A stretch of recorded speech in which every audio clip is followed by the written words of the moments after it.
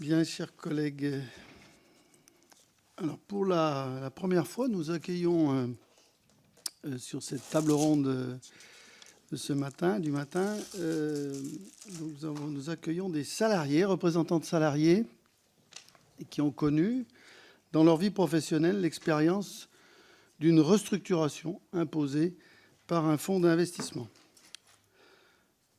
Aujourd'hui, il s'agit donc du fonds Mutares, et nous l'entendrons tout à l'heure. Je tiens donc à saluer, en notre nom à tous, Madame Estelle Schneider, qui est membre du CSE de Bosch France, Monsieur Alexandre Abra, membre du CSE du groupe La Paire, Monsieur Hervé Grillon, délégué syndical central au titre de la CGT chez Distrilap, entreprise intermédiaire du commerce en bois et matériaux de construction et opérateur de La Paire. Et enfin, M. Khaled Emissi, ancien salarié de l'entreprise Timtex.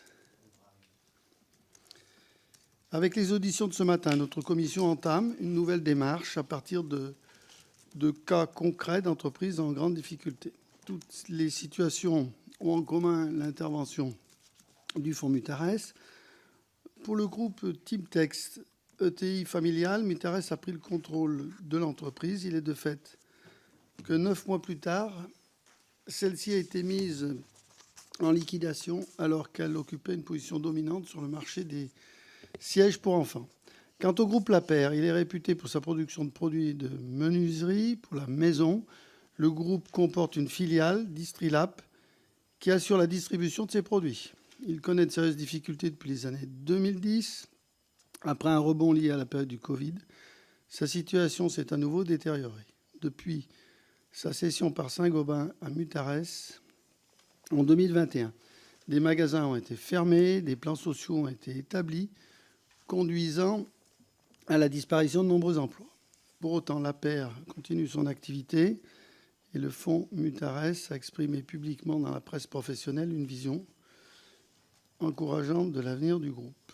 À elle seule, cette contradiction justifie que les représentants syndicaux de cette entreprise puissent aujourd'hui donner leur point de vue sur les raisons qui expliquent sa situation actuelle.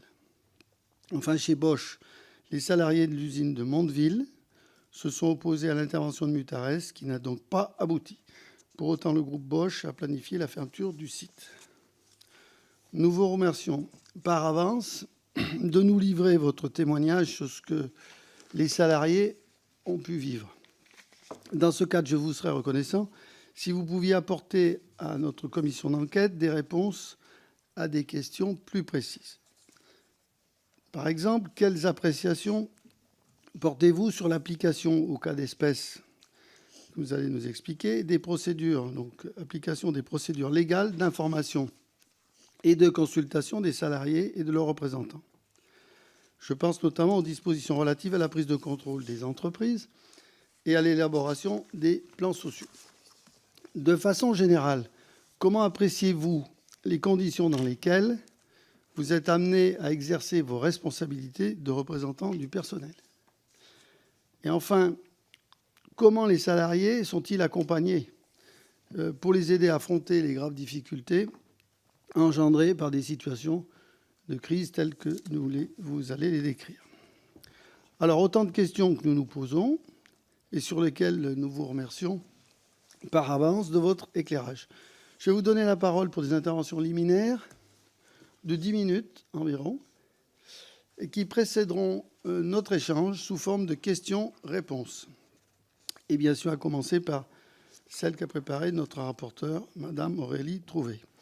Auparavant, je vous rappelle que l'article 6 de l'ordonnance du 17 novembre 1958 relative au fonctionnement des assemblées parlementaires impose aux personnes auditionnées par une commission d'enquête de prêter serment, de dire la vérité, toute la vérité, rien que la vérité. Donc je vous invite, Madame, Messieurs, à lever la main droite et à dire « Je le jure ».